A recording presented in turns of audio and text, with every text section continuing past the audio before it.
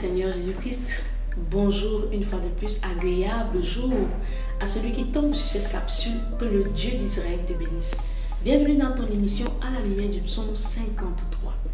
Aujourd'hui, nous allons parler du psaume 53 qui est un élargissement de la voix du psaume 52 parce que le psaume 52 s'adressait déjà à la mauvaise manière d'utiliser sa puissance au détriment des faibles. Aujourd'hui, le psaume 53 nous parle du caractère lâche de la méchanceté au milieu des riches. Lorsque nous regardons ici, il faut que tu comprennes à chaque fois que tu lis un psaume que tu es privilégié.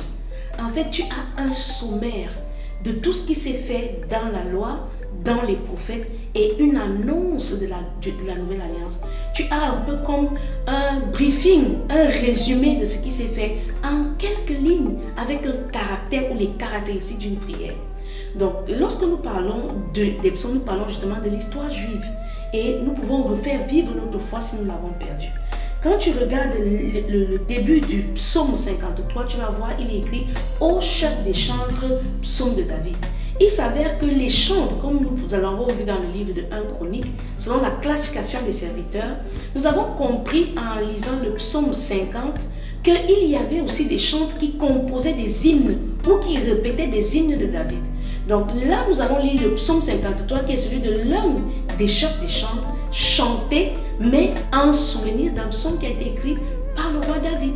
Donc le psaume 53 nous parle de la perversion universelle.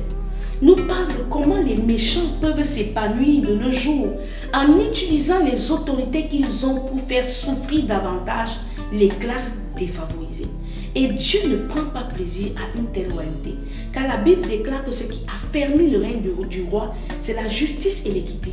Mais quand tu regardes comment est-ce que le monde est devenu en général méchant, tu vas voir que toute la masse du peuple, sauf ceux que la grâce a mis à part, ce sont les mêmes paroles que l'on trouve dans le psaume 14 et aussi dans le psaume 53 verset 2.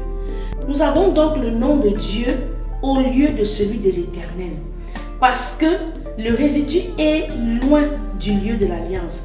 C'est pourquoi nous n'avons pas ici Dieu au milieu de la génération juste, mais la confusion complète de ceux qui campent contre elle, contre la génération juive, dans le jugement public de ses ennemis extérieurs, dans le psaume 53. Nous allons voir donc comment dans ce psaume-là, parce que le roi David est en train de voir, de taper dans la grâce, pour savoir la beauté de la perfection que Dieu apporte à l'homme en lui offrant son fils unique comme don du rachat expiatoire. Le roi David ici dit des choses, mais parce que Jésus n'est pas encore révélé, l'appellation de Dieu change, mais c'est le même résultat.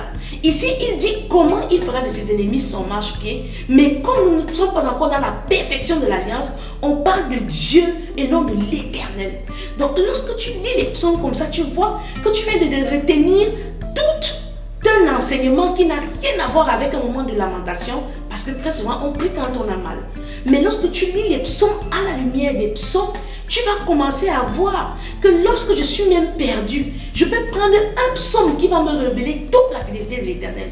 Au lieu d'aller fouiller des versets que je ne peux pas bien interpréter dans le livre de Chroniques ou aller déformer un verset parce que je veux en tirer profit et diffamer quelqu'un, non, j'entre dans la plénitude des psaumes et le Saint-Esprit va dispatcher mes bras tel un fleuve à 4 bras comme le premier fleuve que Dieu a créé dans le jardin d'Éden pour irriguer le jardin.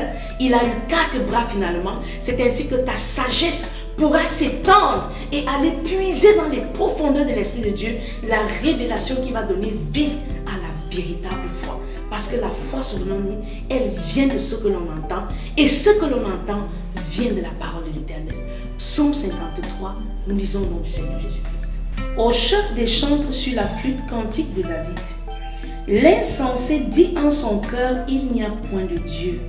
Ils se sont corrompus, ils ont commis des iniquités abominables. Il n'en est aucun qui fasse le bien. Dieu, comme nous avons dit tout à l'heure, on est en train de parler du Dieu qui sera révélé par la naissance de Jésus-Christ. Mais parce que nous sommes très loin de l'alliance, il n'est pas révélé dans toute sa plénitude car il est le Dieu de toute l'éternité. Nous parlons ici de Dieu. Mais nous sommes bénis parce qu'à cette étape-là, le Saint-Esprit venait de manière ponctuelle. Mais aujourd'hui, nous sommes dans la plénitude de la révélation nous poursuivons notre lecture.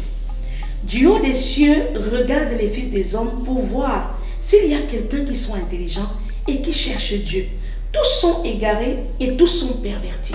Quand tu regardes les conflits qu'il y a entre les nations, quand tu regardes les rivalités d'armes nucléaires, quand tu regardes les comparaisons de démence, parce que quand quelqu'un affirme de manière officielle que ce que je vais faire dépasse ce que tu vas faire dans la quantité de destruction dans la vie humaine, tu peux comprendre que le psaume 53 avait vu dans l'avènement de Jésus-Christ et dans les temps même qui dépassaient cet avènement-là, la situation actuelle du monde. C'est pourquoi on dit que la Bible n'a jamais été démodée. La Bible est le livre le plus actuel pour notre génération et même pour les générations qui ne sont pas encore nées. C'est pourquoi quand tu lis la parole de Dieu, tu ne seras jamais surpris par les temps et les circonstances. Pourquoi? Parce que le Saint-Esprit t'aura averti. La Bible déclare que lorsque l'ennemi s'élève comme un fleuve, l'Esprit de l'Éternel le met en déroute. Il faut que tu saches que tout ce que tu vis aujourd'hui a été prédit. Et là, on a un chef des chants qui redit un psaume de David en disant « Les puissants de ce monde se sont tous pervertis. Il n'y a même pas un seul qui cherche à plaire à l'Éternel. Ceux qui commettent l'iniquité ont-ils perdu le sens? Ils dévorent mon peuple et le prennent pour nourriture. Ils n'invoquent point Dieu. Alors ils trembleront d'épouvante sans qu'il y ait sujet d'épouvante. Dieu dispersera les eaux de ceux qui campent contre toi.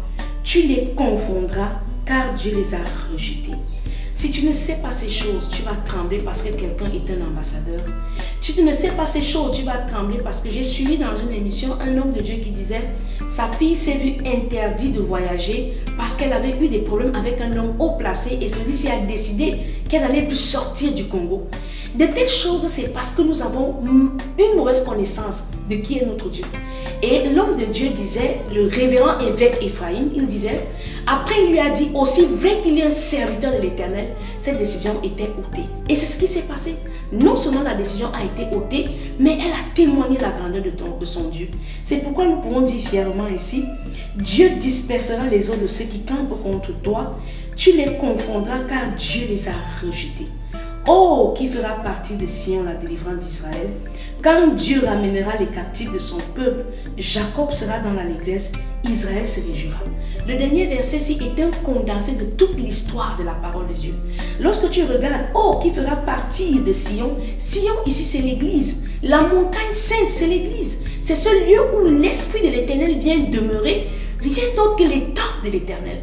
Donc nous parlons ici des choses à venir, mais nous sommes loin dans le livre des psaumes, très très loin de l'apparition de Jésus-Christ parce qu'il y a encore qu'il faut lire les prophètes. Bien-aimé dans le Seigneur, je ne sais pas ce que tu fais, je ne sais pas où tu es, mais je t'invite à avoir la meilleure relation avec le meilleur ami, le meilleur soutien que tu puisses avoir de ta vie. Son nom, c'est le Saint-Esprit. Si tu peux avoir le Saint-Esprit, tu pourras parler ici comme David, qui n'a même pas eu la grâce de voir Jésus naître, mais qui peut parler avec certitude. Et comme il s'agit ici de l'histoire du peuple que Dieu aime, le nom de Jacob est mentionné car Jacob, frauduleux, est devenu Israël. Aujourd'hui, peut-être tu es un pécheur, mais Dieu t'appelle à devenir cette église. Jacob, devenu Israël, c'est l'image du pécheur repenti qui retourne à la montagne de Sion pour devenir un vase de l'Éternel. C'était votre émission à la lumière du psaume 53. Rendez-vous pour un prochain numéro. Que Dieu vous bénisse.